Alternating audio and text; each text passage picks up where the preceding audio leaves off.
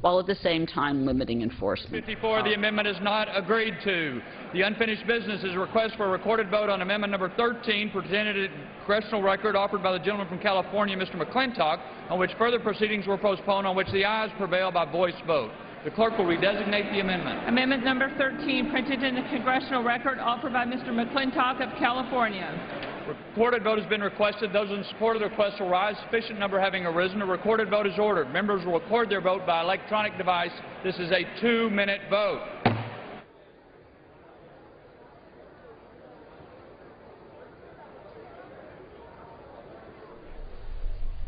The House is working on amendment votes to the 2013 spending bill for transportation and housing. This is an amendment by Tom McClintock of California, which would prohibit the use of funds for the 3rd Street Light Rail Phase 2 Central Subway project in San Francisco.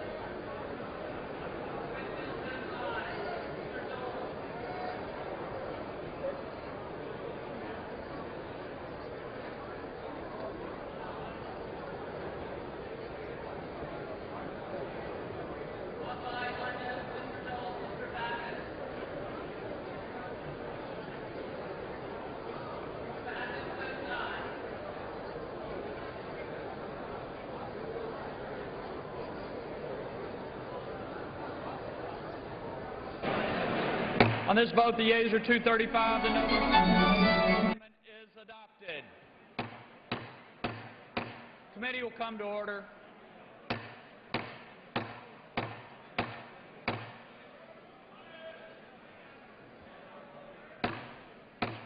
Committee will come to order. Members will clear the well.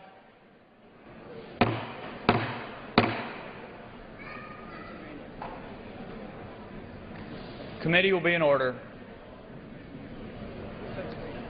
What purpose, gentleman from Pennsylvania, rise? Mr. Speaker, I ask unanimous consent to speak for 1 minute. Without objection, so ordered. Gentleman's right. Maybe more. Mr. Speaker, as you all know, last night was the 51st annual Congressional Quarterly Roll Call baseball game for charity. And I'm pleased to inform the House this morning that the Democratic team won 18-5 last night.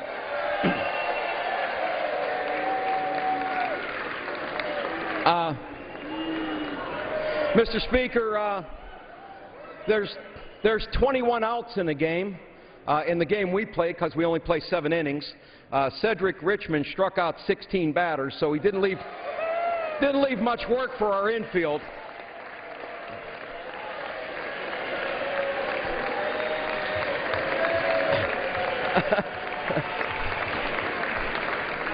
Speaker, the House is not in order. Mr. Speaker, it's my understanding if the Republicans should win the presidency that Cedric's going to be offered a cabinet position just to get him out of here. Other notable, Cedric also came within about 3 feet of taking one out of the park in National Field, too. Ben Chandler also had a fantastic game for our team, but and a co-MVP. But, Mr. Speaker, the real winner last night was the Boys and Girls Club of Washington, D.C., and the Washington Literacy Council. This was a record year for the Congressional Baseball Game. We came close to raising, for the first time ever, almost $250,000 for the charities. I want to congratulate my good friend and Republican manager Joe Barton on a hard-fought game. I can tell you, as someone that's played in the game for 18 years now, I've been part of the highs and part of the lows. I know what it's like to be on both ends of a winning and losing ball game. But the Republicans were game opponents. They come out there, they did their best. Last night, we were just a little bit better than them. And, Mr. Chairman, I'd like to turn the floor over to my good friend, Joe Barton. Yeah, well, all right. Well, thank you, Congressman Doyle. There are a few things you said, like most Democrats, stretching the truth a little bit. You know, you said that there are only 21 outs in the game. Well, we being very generous and open-hearted Republicans, we play a game where you got about 31 outs, you know, because we were so friendly with the way we didn't catch the ball. But for my Republican colleagues, there's good news and bad news. The good news is we got 9 times as many hits this year. We got 500% more runs this year. So in some ways, we did a lot better. But the bad news is that the Democrats doubled the number of runs. And as my 6-year-old son Jack told me on the way home after the game, he's a T-ball expert, he said, those guys didn't let up on you. You know? But it's not my nature, Joe. There is... As some of you who actually went to the game noticed that about the 4th inning, Pete Sessions, our first base coach, and Tim Scott, one of our pitchers, who are both on the Rules Committee, had to leave to go back to the rules. Now, there is no truth to the rumor that I had asked for an emergency rule asking Cedric Richmond be declared ineligible for that game. There is no truth to that rumor. But our guys played well. Our MVP, Pat Meehan of Pennsylvania, pitched in relief real well. John Shimkus got two hits. Jeff Flake got a double and knocked in 2 runs. Sam Graves stole several bases and played very well out in the field. And so, as my 6-year-old son Jack also said, Mr. Doyle, enjoy it while you can, because it won't last forever. You can't win every game. That's right. But congratulations and a job well done on both sides.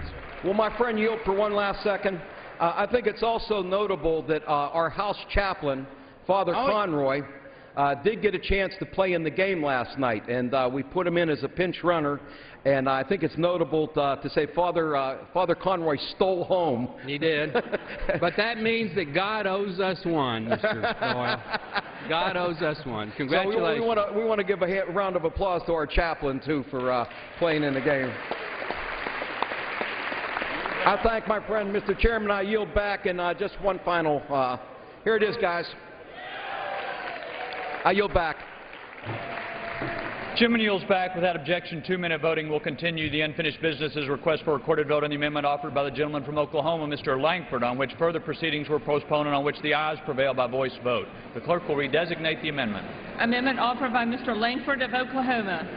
Recorded vote has been requested. Those in support of the request will rise. Sufficient number having arisen. A recorded vote is ordered. Members will record their vote by electronic device. This is a 2-minute vote.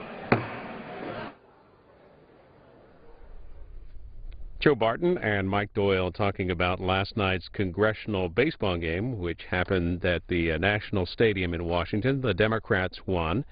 And if you'd like a unbiased or nonpartisan accounting of that, we've linked to a story by MLB.com on last night's congressional baseball game. You'll find that on the front page in the mentioned on C-SPAN section at cspan.org. This is another amendment to the Transportation Bill for 2013, the Transportation and Housing Bill.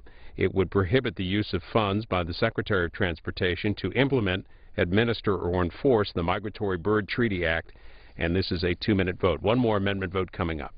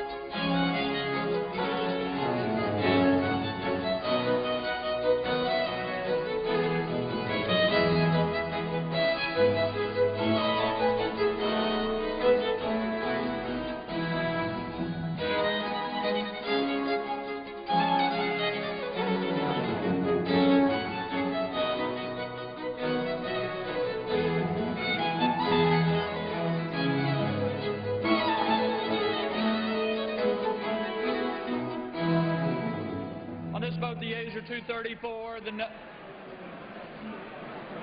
Mr. Whitfield.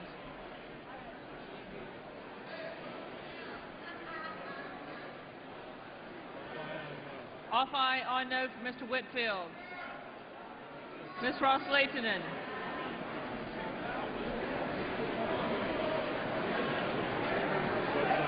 Ms. Ross-Leitonen votes aye.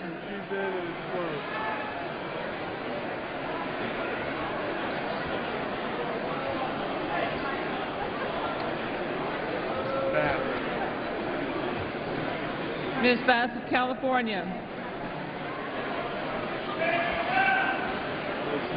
Ms. Bass of California votes no. Okay, condemned, closed.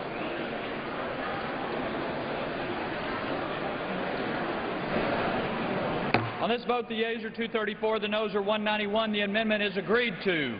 The unfinished business is a request for a recorded vote on amendment number 9, printed in the congressional record and offered by the gentleman from California, Mr. Denham, on which further proceedings were postponed and on which the ayes prevail by voice vote. The clerk will redesignate the amendment. Amendment number 9, printed in the congressional record, offered by Mr. Denham of California.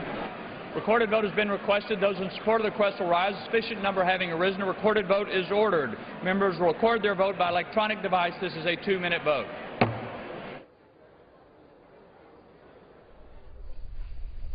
Republican Jeff Denham's amendment would prohibit the use of funds in the bill for high-speed rail in the state of California or for the California High-Speed Rail Authority. This is a 2-minute vote. It's the last amendment vote to the transportation and housing spending bill.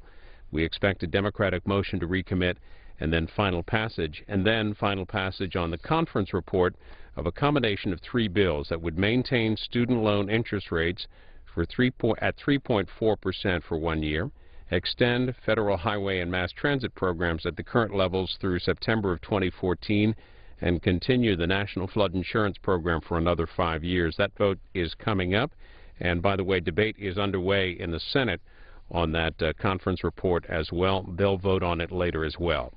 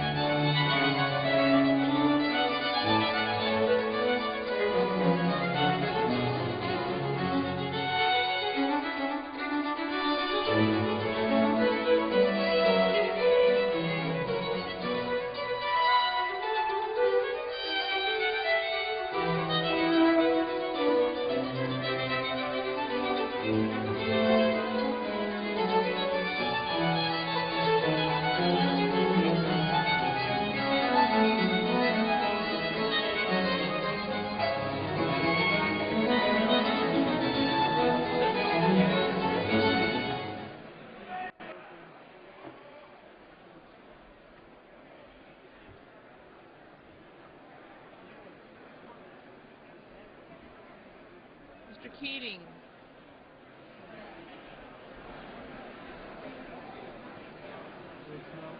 Mr. Keating votes no.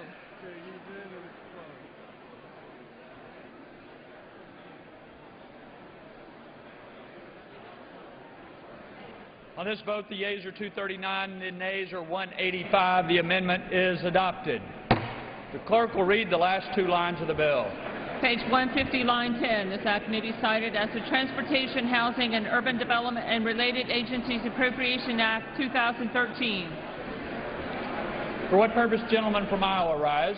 Mr. Chairman, I move the committee do now rise and report the bill back to the House with sundry amendments and with the recommendation that amendments be agreed to and that the bill as amended do pass. The question is on the motion that the committee rise. Those in favor say aye. Those opposed say no. In the opinion of the chair, the ayes have it. The ayes have it. Accordingly, the committee rises.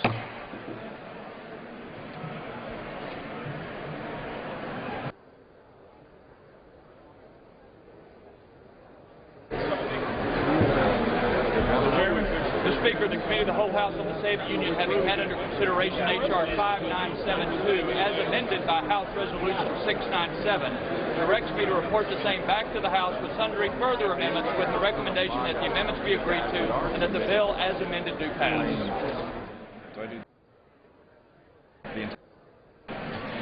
Chair of the Committee of the Whole House on the State of the Union reports that the committee has under consideration the bill H.R. 5972 and reports the bill as amended by House Resolution 697 back to the House with the sundry further amendments adopted in the Committee of the Whole.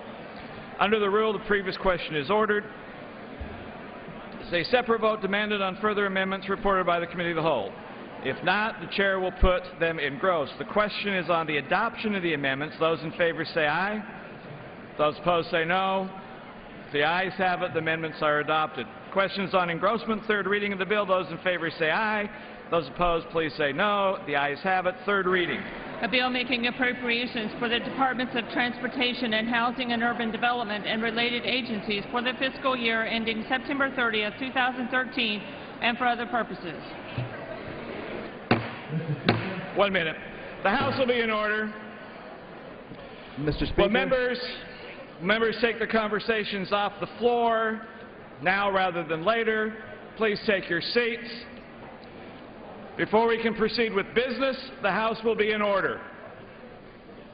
Again, will members take your conversations off the floor and please take your seats.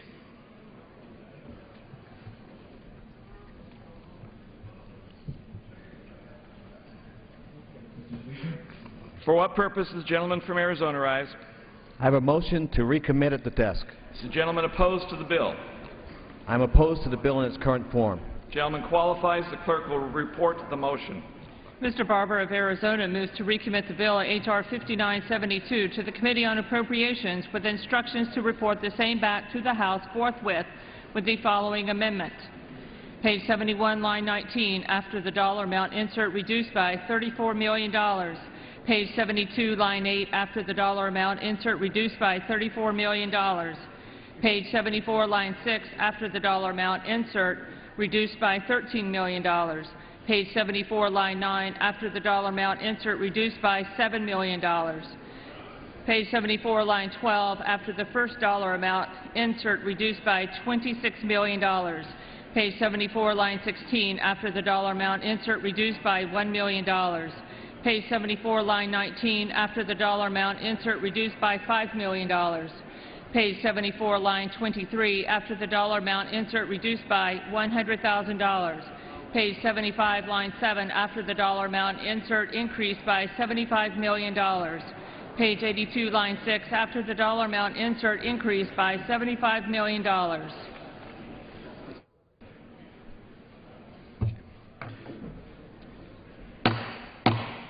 The gentleman from Arizona before he is recognized deserves to be heard. Again, the House will come to order. Please cease your conversations. The gentleman deserves to be heard. The gentleman from Arizona was recognized for 5 minutes.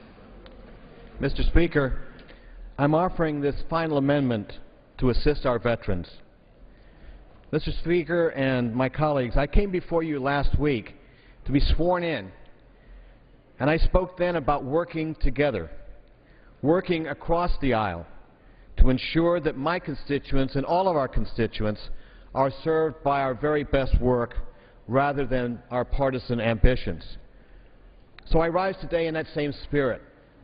I rise today to ask that we come together on an amendment to help those who most deserve our gratitude and our assistance, the veterans who have bravely served to defend our homeland.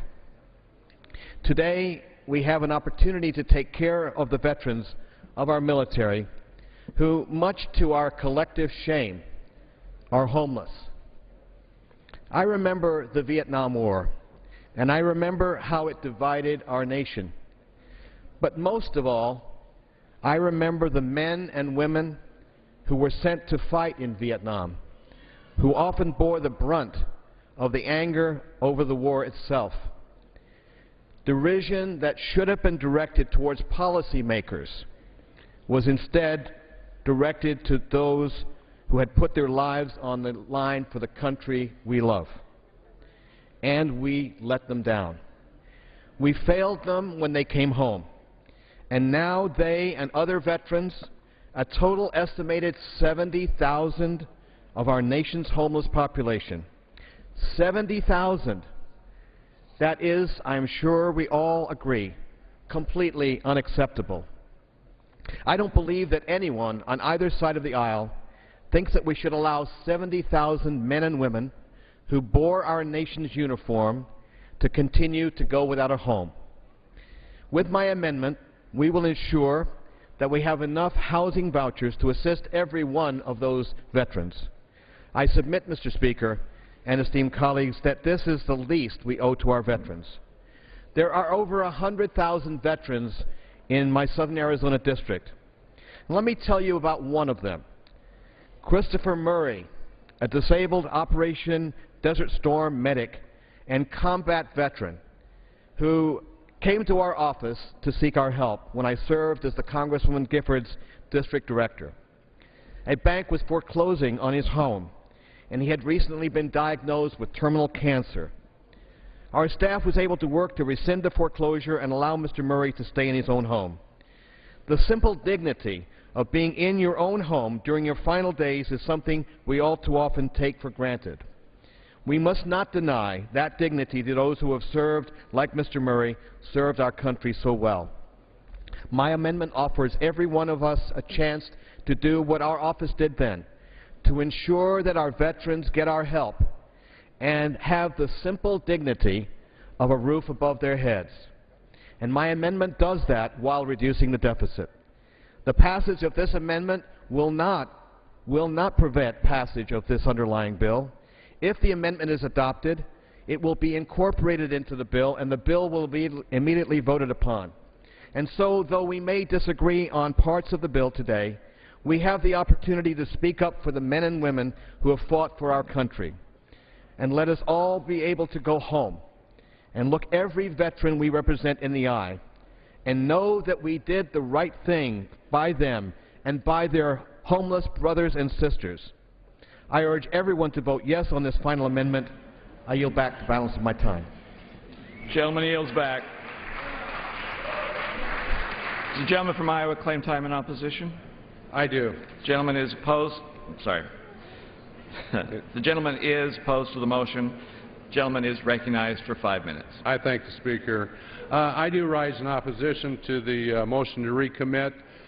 The Veterans Homeless Program is a very good program. We all understand that. In this bill, now everybody should listen, we provide $75 million for 10,000 new vouchers in the bill already. So there's no question that we are meeting the need. This is the same as last year, and what we have in the bill is the President's request. Let me say that again. What we have in the bill for veterans vouchers is what the President asked for. I will also say it's interesting at this time to bring this motion. We have been through subcommittee markup. We have gone through full committee markup.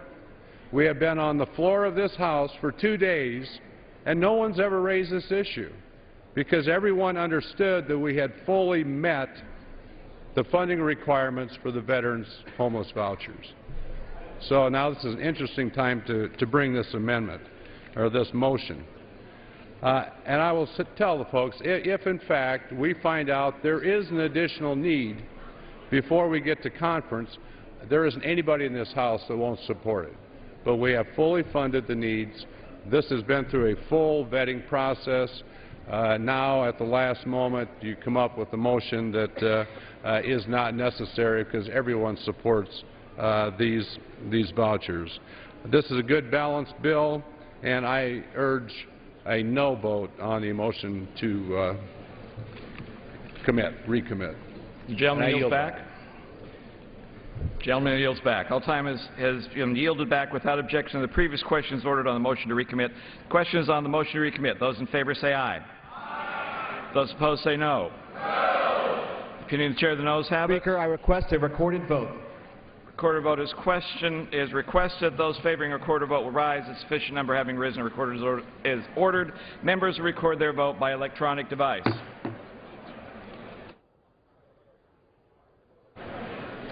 Pursuant to Clause 8, Rule 9, and Rule 20, a 15-minute vote on the motion to recommit will be followed by 5-minute votes on passage of H.R. 5972 and adoption of the conference report on H.R. 4348.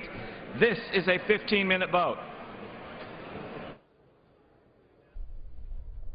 The House finishing up work on the fiscal year 2013 Transportation and Housing Spending Bill. This is the Democratic motion to recommit, offered by Representative Barber of Arizona, which would increase funding for veteran rental voucher assistance by $75 million and reduce HUD management and administration and program office salaries and expenses by $86,100,000, reducing the deficit by $11,100,000 $100,000. It's a last chance to change the bill before final passage, which will happen next, and after that they'll vote on the conference report, a package of 3 bills, which would maintain student loan interest rates at 3.4% for a year, extend national transportation programs, and also the flood insurance program, the National Flood Insurance Program, for 5 years.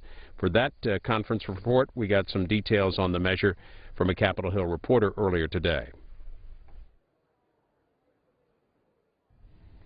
Joining us is Nathan Hurst, transportation staff writer with Congressional Quarterly. How did negotiators resolve their differences over the highway portion of this conference report?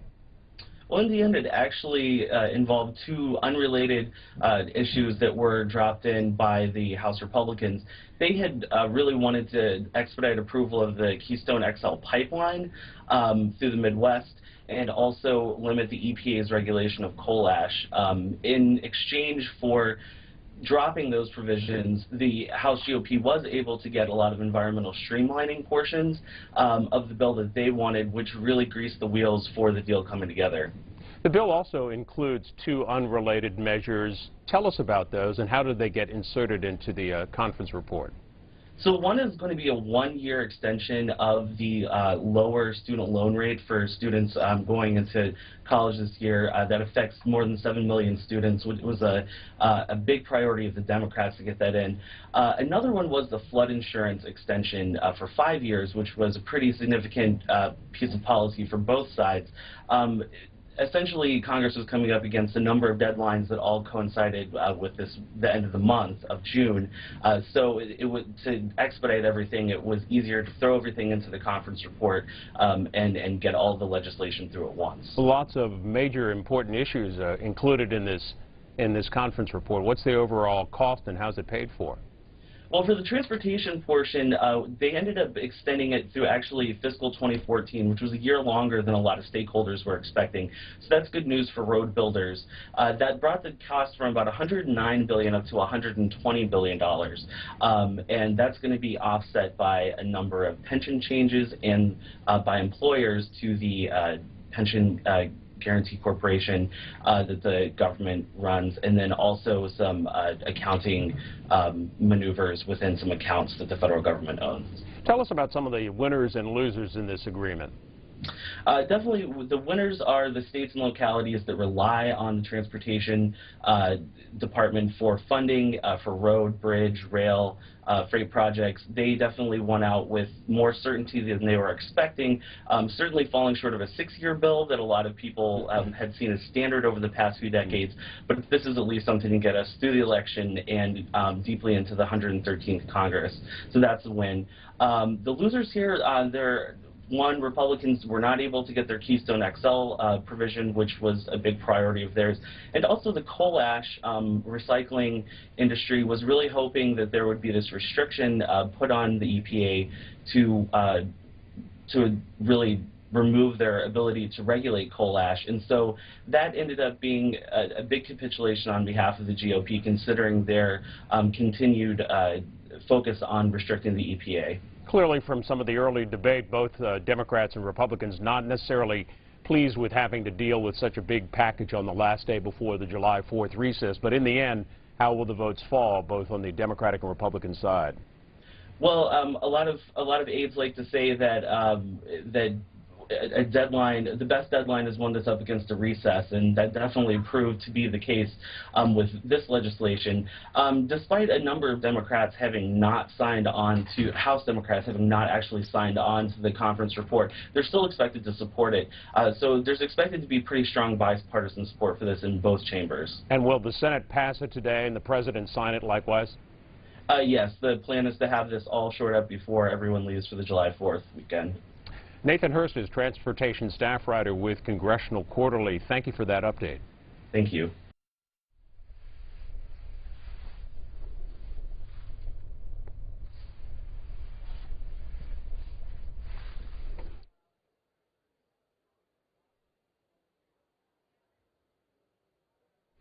And a vote on that conference report will be coming up. First, though, the House has to finish work here on the transportation spending bill for fiscal year 2013, transportation and housing. This is the Democratic motion to recommit, which would increase funding for veteran rental assistance by $75 million, reduce expenses and salaries in the Housing Management Administration and Program offices by $86 million.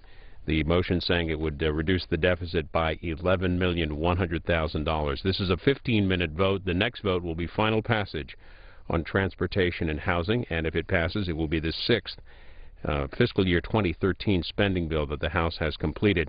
Then they will move on to finish up work on the conference report that you heard Nathan Hurst talk about, and the Senate will take up and finish work on that as well. The House and Senate are out for next week for July 4th, back in their districts, and then back for more work the week after that, including the week of the 9th. On July the 11th, the House will vote on repeal of the Health Care Act. The act was upheld by the Supreme Court, largely upheld as constitutional. 5-4 decision yesterday at the court. Lots of coverage of that available on our website, cspan.org. And today we covered a couple of discussions and analysis of the decision, one of which was at the Heritage Foundation. During the remainder of this vote, we'll show you some of that conversation. Yesterday was a day full of surprises.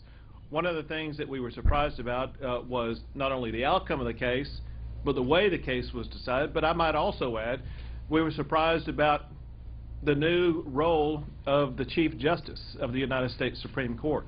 I was in the courtroom yesterday when the decision was handed down, and it was interesting, if you would, the roller coaster ride that we were all taken on. As the Chief Justice came in and began to read the opinion and began to go through in detail his analysis of the individual mandate and whether or not Congress had the authority under the Commerce Clause to impose the individual mandate on all Americans, and to conclude that they do not, that Congress acted in violation of the Constitution in imposing the individual mandate under the Commerce Clause, I thought this is going to be a dramatic victory. Then when he began to explain in more detail about the necessary and proper clause, you begin to see this is going to be not only a great victory, but a tidal wave movement that's going to change constitutional history. And my forethought turned out to be right when the Chief Justice then pivoted to talk about the tax component of Obamacare, and suddenly recasting Obamacare into a tax and spend provision. And you could tell as he began discussing the tax component of the decision, there was a palpable movement in the courtroom where people from row to row were suddenly in a state of confusion, shock, uncertainty, and disbelief about what exactly they were hearing.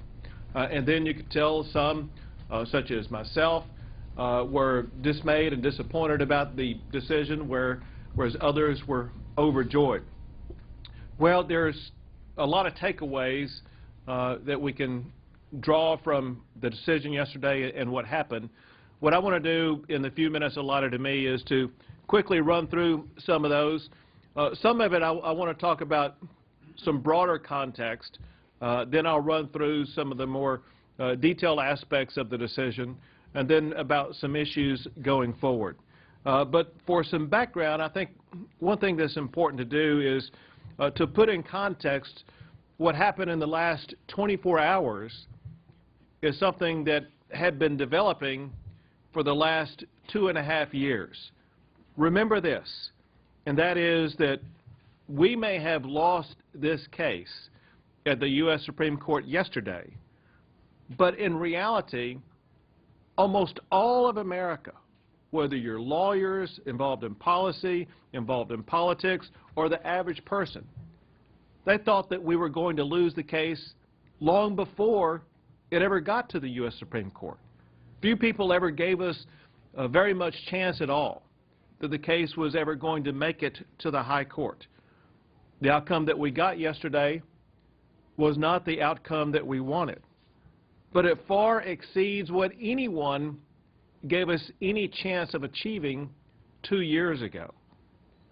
So to trace back in time what happened, 2 years ago, myself and some other attorneys general, going back to the fall and winter of 2009 were deeply disturbed about how the country and the health care law seemed to be hijacked by what seemed to be accepted public bribery through things like the Cornhusker kickback, tools that were used to extort money for a state in order to get a vote on the floor of the United States Senate.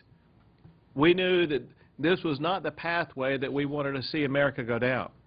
And so several state attorneys general joined together to inform Congress that they can expect litigation on the health care reform law if it moves forward with things like the Cornhusker kickback included. Then, about that same time, a lot of state attorneys general benefited from research that was prepared by the Heritage Foundation. For me personally, it was the defining pivot moment when, in reading the research, I began to be convinced that the individual mandate component of the health care bill was something that not only was contrary to the Constitution, but something that must be vigorously contested if we're going to hold out any hope for the future of the Constitution in this country. I called Randy Barnett, visited with him about the paper he had written along with several others, got better educated and gained insight from their perspective.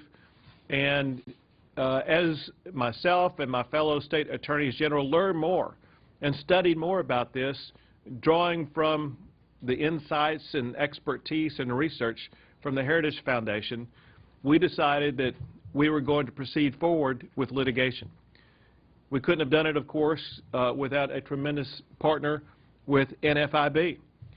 For one, we questioned whether or not we would even have standing to bring a claim.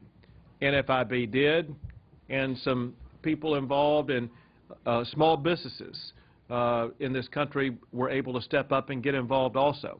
So this was a true team effort that began on shaky grounds, that even when we filed the lawsuit, we were ridiculed, criticized, condemned, given short shrift, mocked. We were told that the lawsuit was going to be quickly dismissed. There was no grounds whatsoever. Everyone knows that since the time of FDR, the Commerce Clause has been expanded and Congress can do whatever they want to do. And all that tune changed when we finally got that federal district court ruling in Florida agreeing with us that Obamacare was unconstitutional. Those attitudes changed even more when the Federal Court of Appeals upheld that, and then changed even more when the pundits saw the vigor that was used by the justices on the U.S. Supreme Court when we went through the 3 days of oral arguments. Well, to go through some of the issues decided by the case real quick, and to put them also in this context. One is, of course, the individual mandate. The individual mandate for us was the focal point of this lawsuit. We thought that we were going to win or lose based upon the individual mandate. We knew we had a mountain to climb because of past precedents. In fact, we were told by very knowledgeable legal scholars the individual mandate clearly was going to be upheld because, if nothing else, the necessary and proper clause of the United States Constitution. But the more we analyzed this and saw this, we knew that our fight was for a just cause because of that one very simple notion, and that is, if Congress can force you to buy product against your will, there will be no limits whatsoever to congressional power, and it will fundamentally change the relationship between individuals and the federal government forevermore. And so we were very pleased to see that the United States Supreme Court itself articulated the very positions that we had maintained. The ayes and nays are ordered. Members will record their vote by electronic device. This is a 5-minute vote.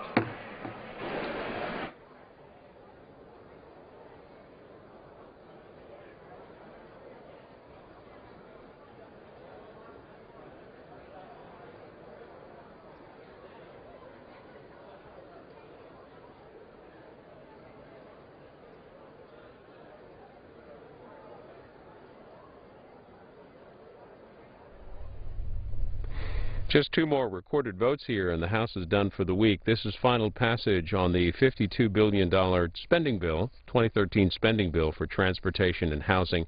It's a 5-minute vote. It'll be followed by the final passage vote on the conference report combining three measures: the extension of student loans, the highway bill, transportation programs, and the National Flood Insurance Program extension.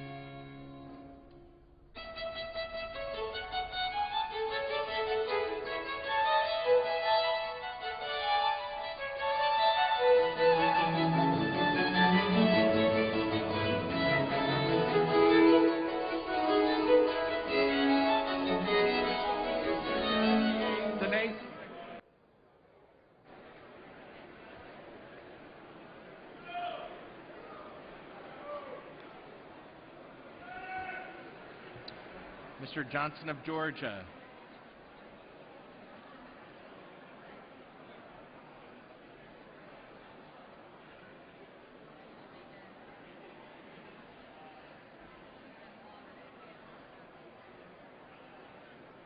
Ms. Waters. Ms. Waters votes no.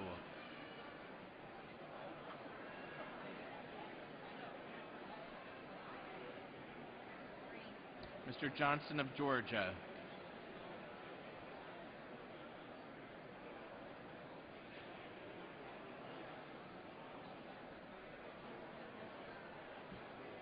Mr. Johnson of Georgia votes aye.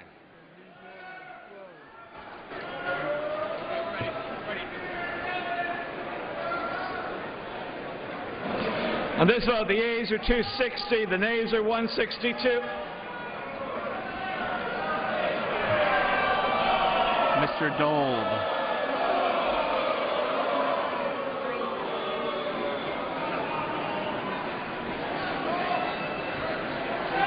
Mr. Dole votes aye.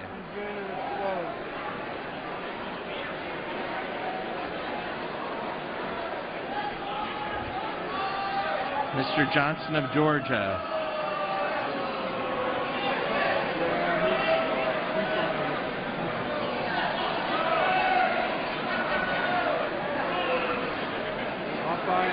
Off aye on no for Mr. Johnson of Georgia.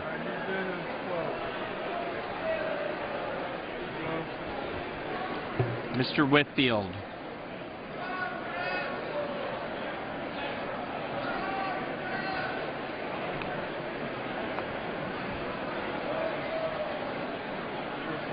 Mr. Whitfield votes aye. All members having now voted. On this vote, the yeas are 261, the nays are 163.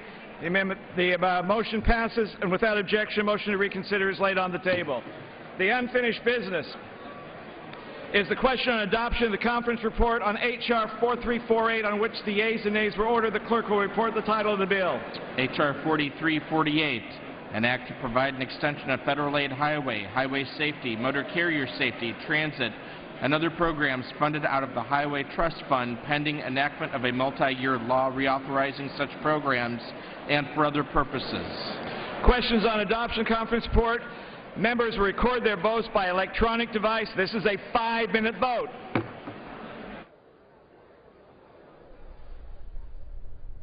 This conference report is a package of 3 bills. It would maintain student loan interest rates at 3.4% for 1 year, extend federal highway and mass transit programs through 2014, and continue the National Flood Insurance Program for 5 years. Peter Kasparowicz from The Hill writes today that the bill would be paid for would include, rather, $20 billion in new taxes and fees. He writes that because the bill relies on taxes and fees rather than spending cuts, it could prompt some Republicans to balk in the House, as many Republicans continue to seek spending cuts over federal revenues. The additional revenue, he writes, in addition to a new tax on roll-your-own cigarettes, are needed to offset the cost of low interest rates for student loans and to make up for a shortfall in gasoline and other taxes that would be extended under the highway legislation. This is final passage, and it's 5 minutes. This will do it for legislative work for the House today. Meanwhile, the Senate is taking up this measure shortly with some preliminary votes underway now, and you can follow that on C-SPAN 2. Both the House and Senate will be out next week, back in their districts, and off for July 4th, and then back the week of July 9th. The House will vote on repeal of the health care law on Wednesday, July 11th.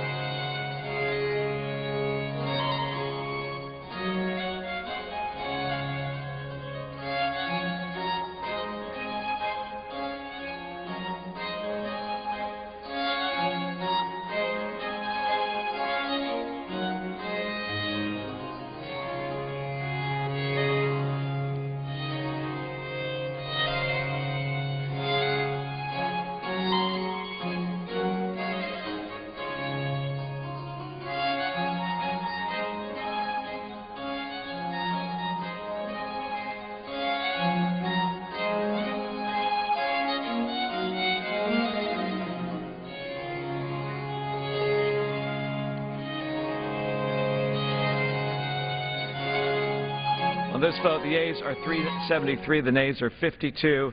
The conference report is adopted, and without objection, a motion to reconsider is laid on the table.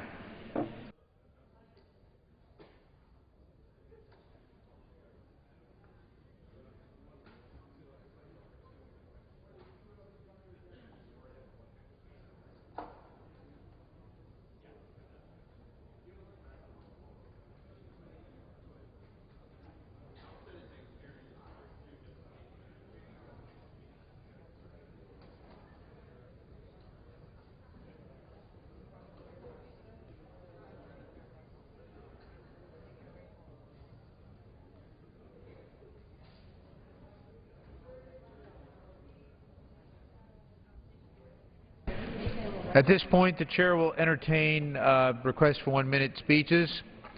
For what purpose does the gentleman from Pennsylvania rise? Request unanimous consent to address the House for 1 minute. Without objection.